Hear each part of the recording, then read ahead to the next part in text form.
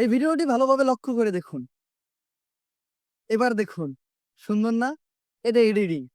Editing নিয়ে একটি class হবে ইনশাআল্লাহ জুমে। সবাই জুমে জয়েন করবে। আরো দেও গ্রামে ওয়াইফাই।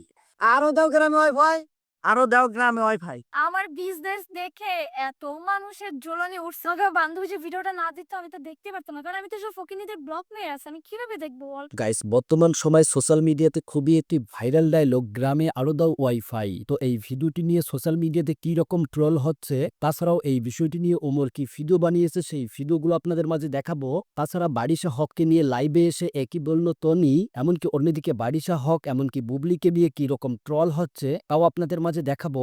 সর্বশেষ দেখতে পারবেন গাড়ি কিনে ইয়াসিন এমনকি মিথিলা, রাকিব হোসেন এমনকি অন্তরাকে কি জবাব দিল। তাছাড়াও হেনা কোথায় এই বিষয়টি নিয়ে বাপ্পা দাস কি বলেছে সেই ভাইরাল ভিডিওটি আপনাদের মাঝে উপস্থাপন করব, তাই ভিডিওতে লাইক দিয়ে শেষ পর্যন্ত দেখতে থাকুন। বন্ধুরা, বর্তমান সময় সোশ্যাল মিডিয়াতে ঢুকলেই যেন দেখা যায় আরো দেও গ্রামে ওয়াইফাই। এই বিষয়টি নিয়ে যেভাবে ট্রল করা হচ্ছে যেটা আসলে বলার ভাষাই নেই। তো যাই হোক, এত ট্রলের মাধ্যমে এই ডায়লগটি নিয়ে আবার অন্যদিকে ওমর কিভাবে ভিডিও তৈরি করেছে সেই ভিডিওটি দেখুন। এই ভিডিওটি ভালোভাবে লক্ষ্য করে দেখুন। এবার দেখুন, সুন্দর না? এটা এডিটিং। এডিটিং নিয়ে একটি ক্লাস হবে ইনশাআল্লাহ জুমে। সবাই জুমে জয়েন করবেন। এডিটিং সম্বন্ধে আমরা অনেক কিছু জানবো, অনেক কিছু বুঝবো।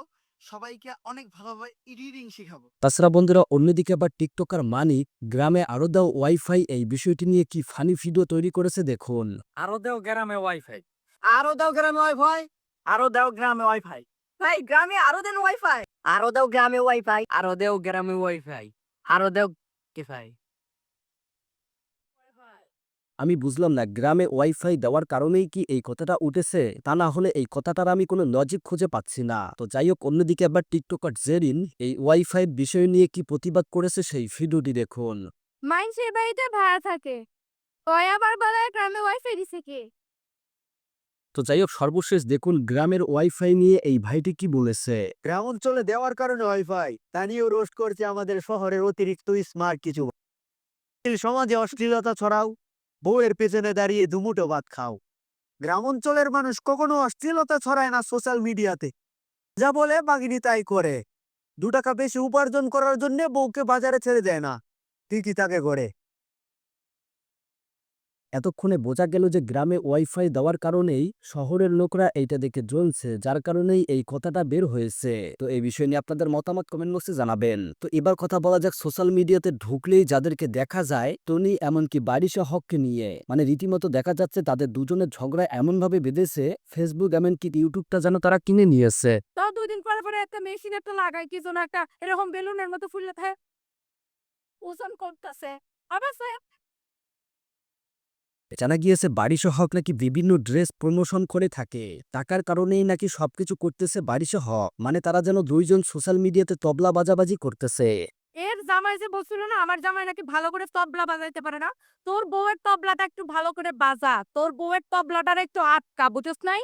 একজন আরেকজনকে ইউএসবি দিয়ে এসে সরাসরি ধমকি দিতেছে। এর অঙ্গভঙ্গি অশ্লীল ভাষার ব্যবহার দেখে আমাদের পরবর্তী প্রজন্ম, আমাদের শিশুরা কি শিখবে? সকল নারী জাতির কাছে আমার এই প্রশ্ন, যে আমাকে যেই হেয় করা হয়েছে এটার বিচার আমি চাই।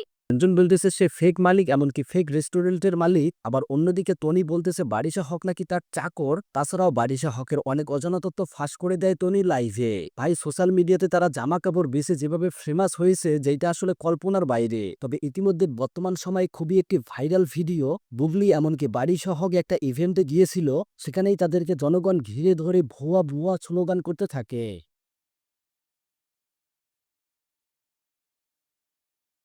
তার মানে বুঝতেই পারছেন বারিশা হকের পাশাপাশি বুবলির উপরও মানুষ রেগে আছে বারিশা হকের সাথে মেলামেশা করার কারণে, এমনকি তাদের এই পোশাকগুলোর কারণে। তো যাই হোক, এই সমস্ত জামা কাপড় ব্যবসায়িকদের নিয়ে আপনাদের মতামত কমেন্ট বক্সে জানাবেন। তো এবার কথা বলা যাক ইয়াসিন এমনকি মিথিলা এইবার নতুন গাড়ি কিনে রাকিব হোসেনকে সরাসরি লাইভে এসে কি বলল মিথিলা রহমান সেই ভিডিওটি দেখুন। করছে ভাই, আমার বিজনেস দেখে এত মানুষের জ্বলনে উঠছে ইয়াসিন, যে এখন চাইতেছে কি জানো, যে ওরা বুঝতে পেরে গেছে আমার বিজনেস থেকে আমি কত ভালোভাবে আর কি আমি মানে মানুষের আমাকে ট্রাস্ট করতেছে, আমার বিজনেসটা কত তাড়াতাড়ি বড় হয়ে গেছে। আর তারা ৫-৬ বছর বিজনেস আমাকে আমার বান্ধবী যে ভিডিওটা না দিত আমি তো দেখতে পারতাম না, কারণ আমি তো সব ফকিনীদের ব্লক মেয়ার্স, আমি কিভাবে দেখবো বলো তো? জানা গিয়েছে মিথিলা রহমান এমনকি ইয়াসির নাকি ৪২ লক্ষ টাকা দিয়ে এই কারটা কিনেছে। এমনকি গাড়ি কিনেই যেভাবে রাকিব হোসেনকে নিয়ে কথা বললো, এই বিষয়টি নিয়ে আপনাদের মতামত কমেন্ট বক্সে জানাবেন। তো যাই হোক বন্ধুরা, এবার সর্বশেষ কথা বলা যাক হেনা কোথায়। এই বিষয়টি নিয়ে আবারও বাপ্পারাজ নতুন করে কি ভিডিও বানিয়েছে সেই ভিডিওটি দেখুন। ভাই ভাই, হেনা কোথায়? বাপ্পা, তুই অনেক দেরি করে ফেলে কেন? না তো আমার সাথে অনেক বিয়ে হয়ে